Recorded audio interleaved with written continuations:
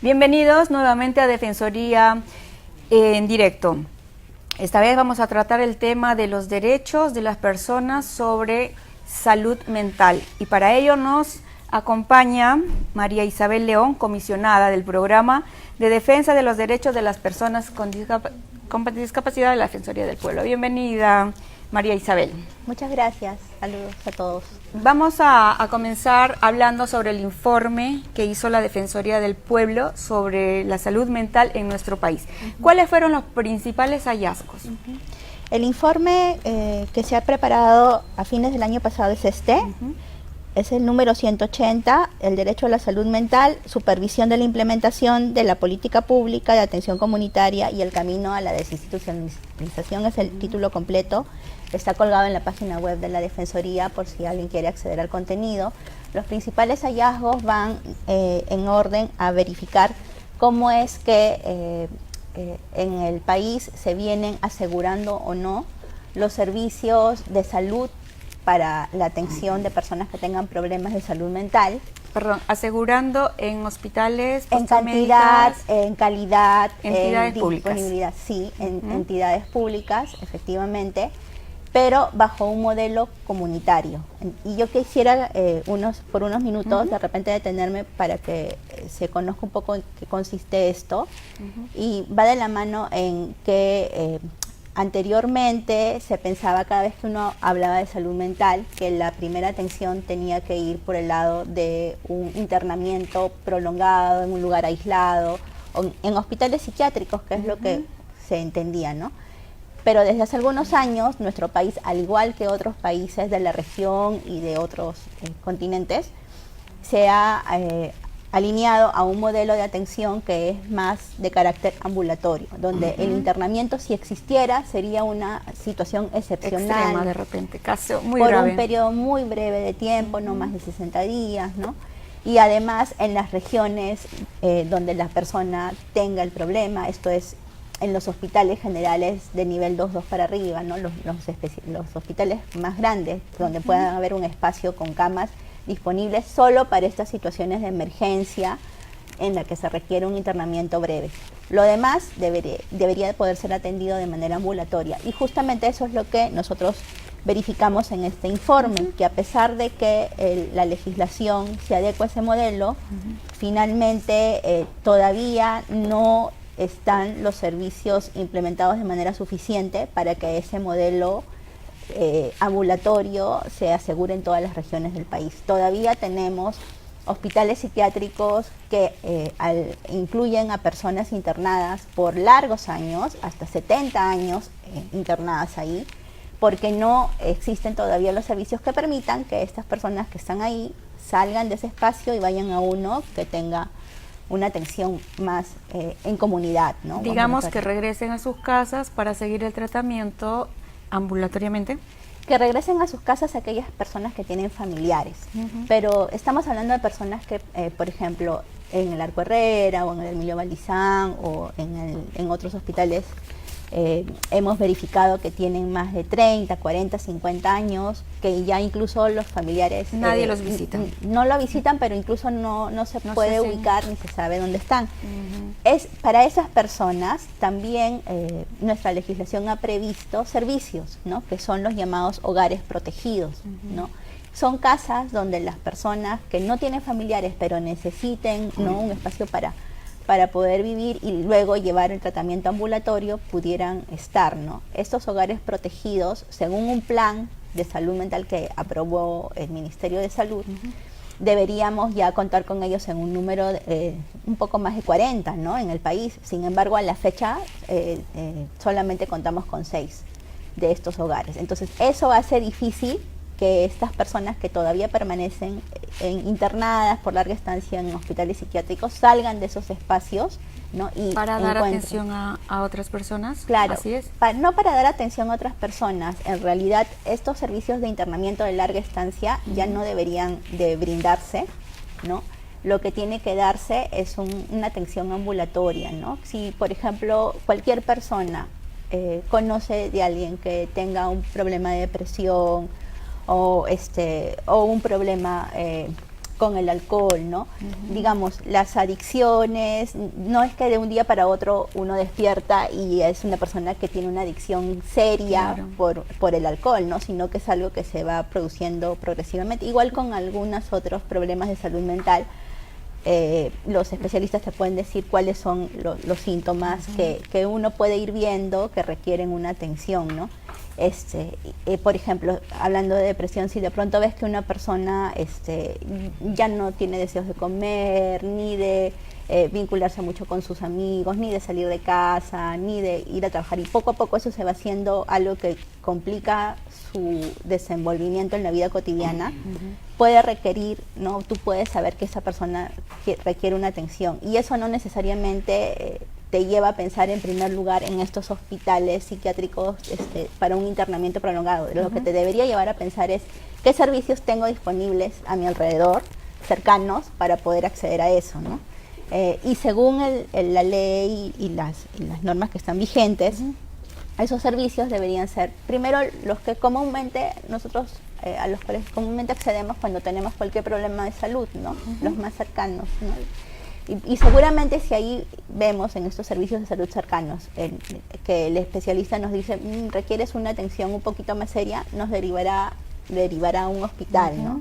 Y ahí tendremos la posibilidad de tener ese tipo de atención, ¿no? De diagnóstico, de tratamiento también ambulatorio. Si es que requiriera un internamiento, ¿no? Porque ya la situación fuera más seria, en ese lugar debería poder internarme por 2-3 días o hasta un plazo máximo de 60, nos dice la norma, si es que fuera algo muy serio, ¿no? Con mi consentimiento, con mi aceptación de ese internamiento. Si yo estuviera en una situación de emergencia, ¿no? Donde el especialista considerara que yo realmente necesito un internamiento, aún sin mi consentimiento, pero porque es algo que pone en riesgo mi vida, nos dice la norma, podría haber un internamiento involuntario también, ¿no? Como cualquier persona que tenga un problema de salud física, que es una emergencia y de pronto no puedes comunicarte ni expresar voluntad, pero se ve que está en riesgo la vida de la persona. El médico tiene que tomar la decisión. Toma la decisión de un internamiento involuntario, pero hasta que superas esa situación de emergencia.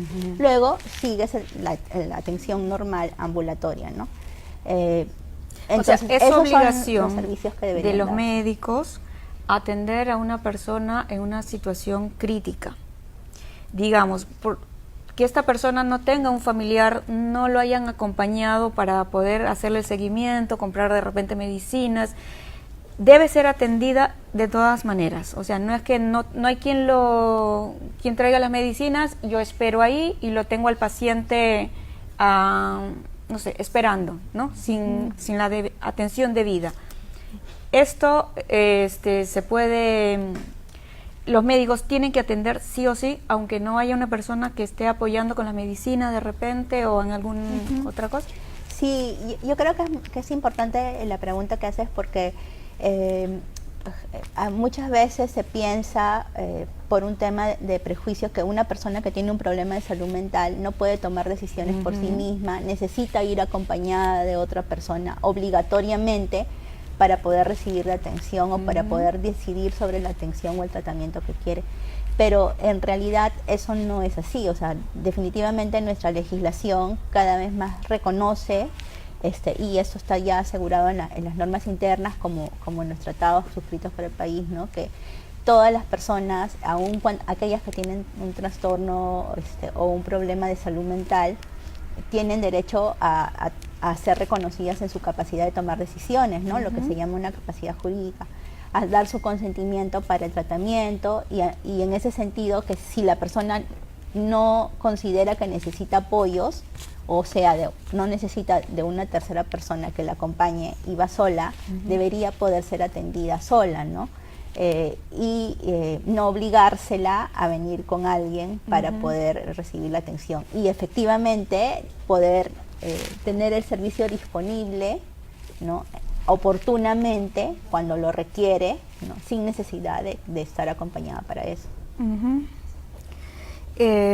Tenemos una pregunta en el Facebook y es de Cristian. Pregunta, ¿son más los adultos mayores que los jóvenes los que permanecen más tiempos internados en los centros psiquiátricos?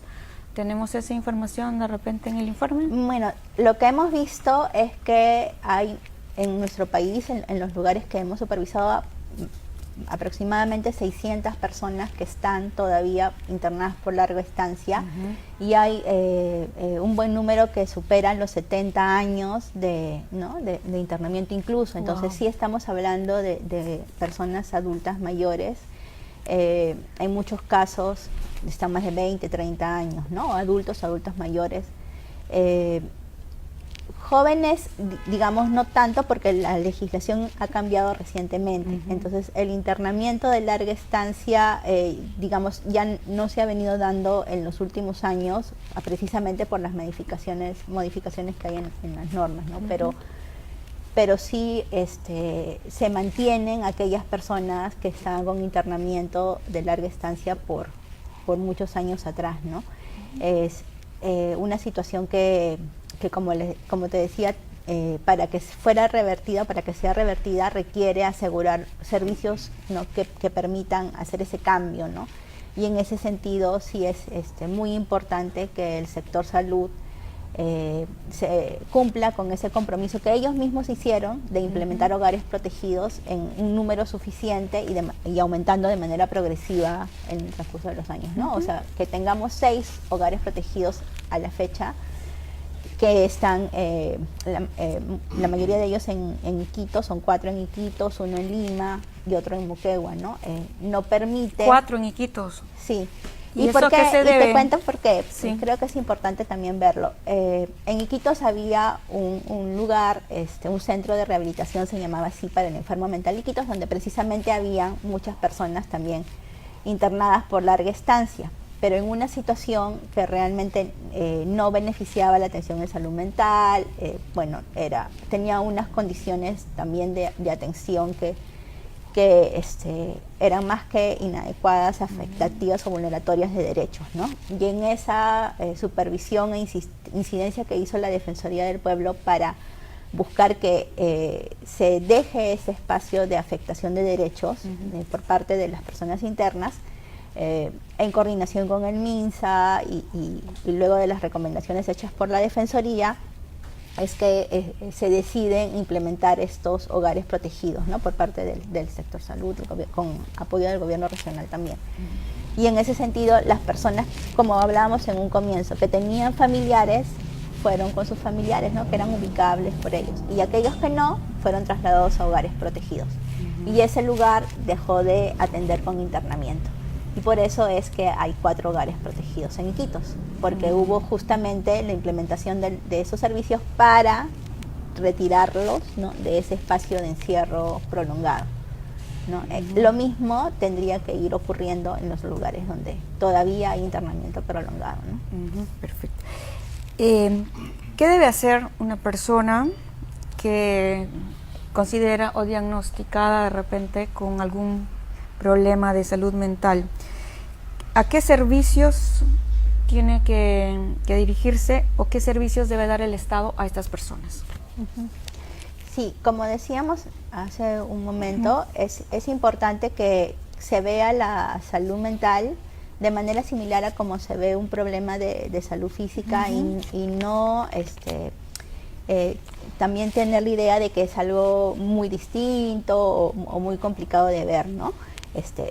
Como cuando tenemos una situación de salud que pensamos que debe requerir una atención médica, acudir al mismo espacio de salud que acudimos para ese tipo de problemas. Y los especialistas que nos atienden ahí indicarán cuál es la atención o tratamiento que necesitamos, y si no, nos derivarán a un hospital que tenga una atención más especializada. ¿Los hospitales acá en nuestro país están capacitados, tienen capacidad para atender a una población que no sé cuál es el porcentaje ahora de las personas que sufren de alguna enfermedad, ¿no?, mentales?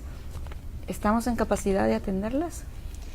Precisamente de eso se trataba la supervisión que se realizó el año pasado, ¿no?, de ver que todos los centros, los espacios de salud tendrían que tener los servicios disponibles para esta atención. Y lo que hemos visto es que en realidad no todos, pero es también parte de la demanda ciudadana, la exigencia ciudadana, lo que va a contribuir a lograr que esos servicios se brinden, ¿no?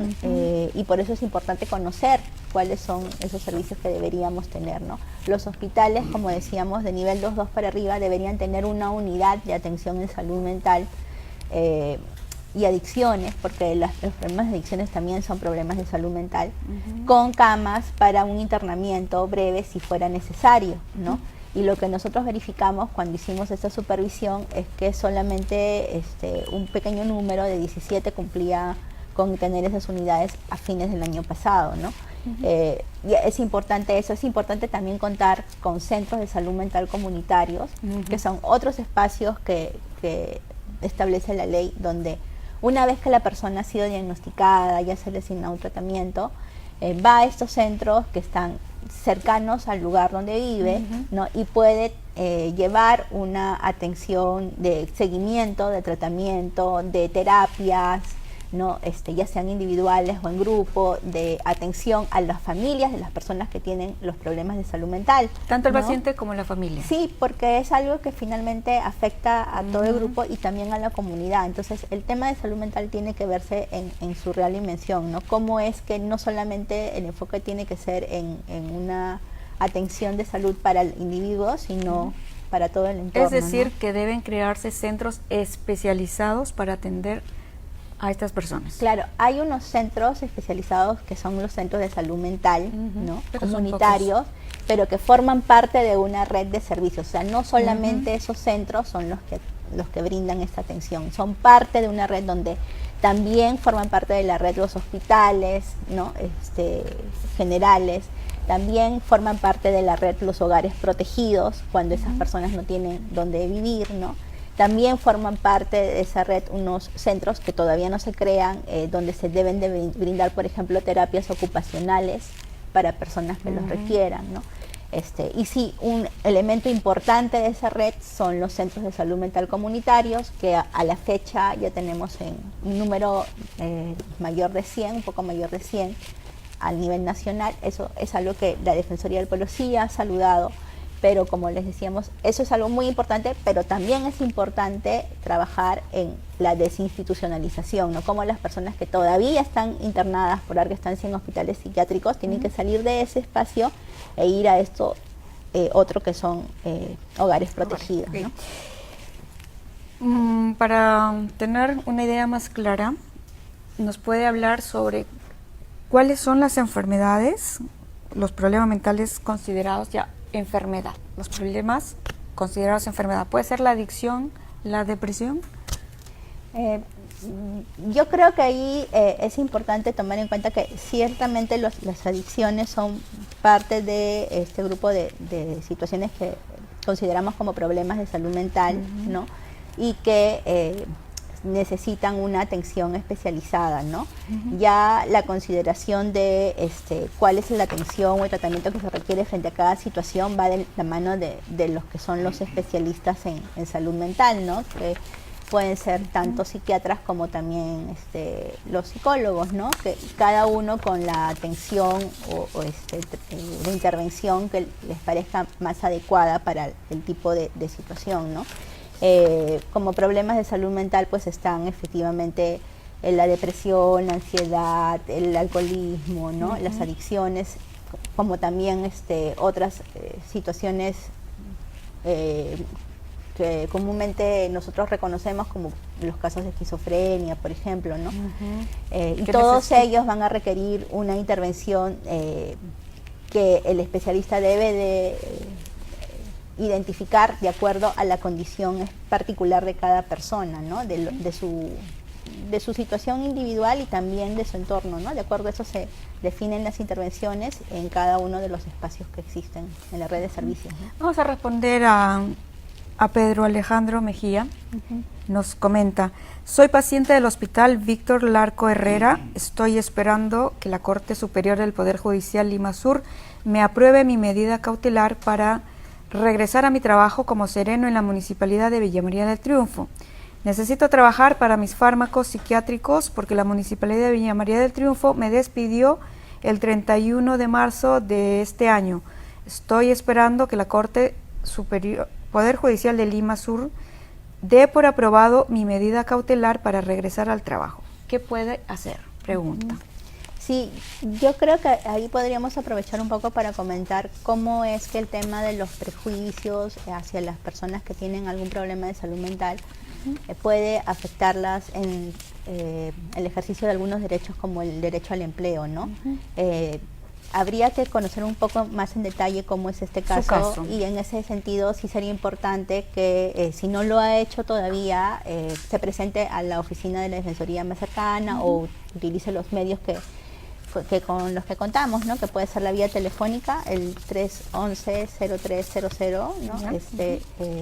O el 0800-15-170, que es la línea gratuita, o la forma de presentación virtual, donde nos podría explicar con detalle cuál es la razón de haber iniciado un proceso que él indica, ¿no?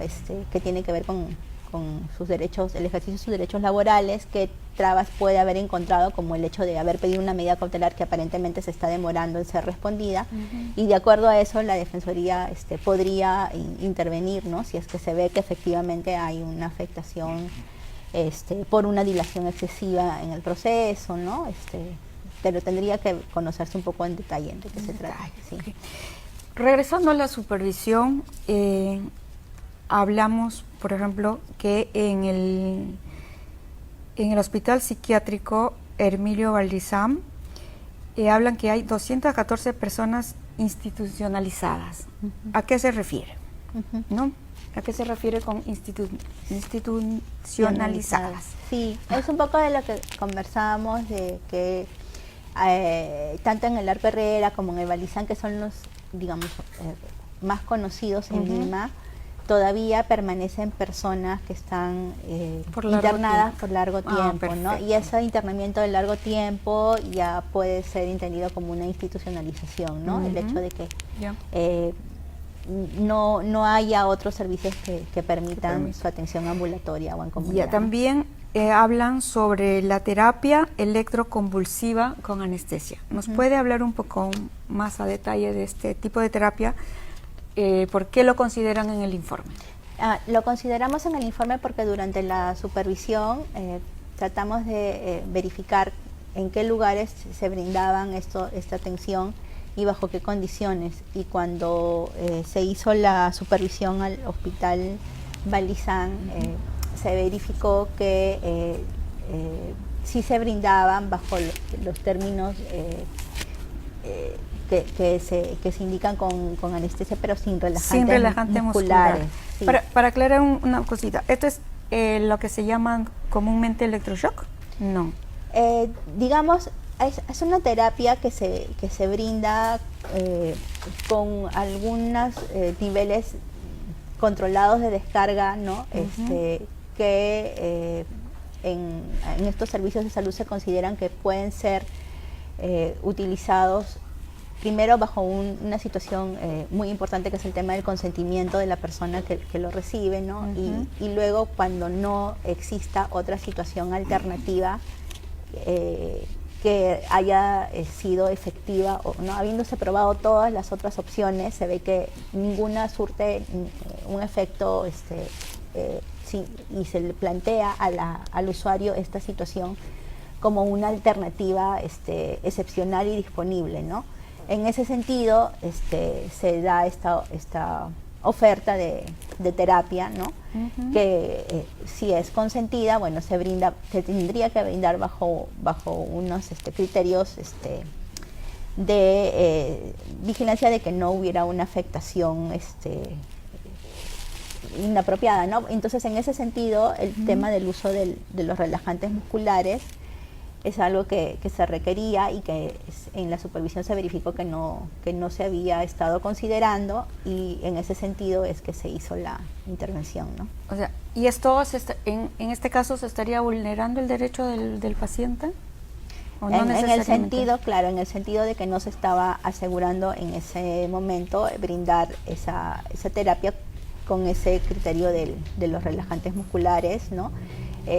Tendría se tendría que haber asegurado eso, y por eso es que se hizo la recomendación de que estas terapias se consideren cuando se brindan con el tema del consentimiento del usuario, con la explicación de todo, la información de en qué consiste, cuáles son los riesgos o no que pueden haber, ¿no? Cómo es que se usa en situaciones cuando ya no hay otras opciones o no, ¿no? Que se cuente con los procedimientos que requieran la anestesia o relajantes musculares, y una vez que se cumpla con eso, bueno, plantearlo, ¿no? En la supervisión que nosotros hicimos se hicieron esas recomendaciones al hospital, y por eso es que se suspendió el servicio, ¿no? Se logró. ¿Y este consentimiento tiene que ser firmado o verbal? También puede ser verbal. Es como cuando, creo que es importante tener en cuenta que los temas de salud mental tienen que coincidir en algunos términos con lo que usualmente se hace para situaciones de salud física, ¿no?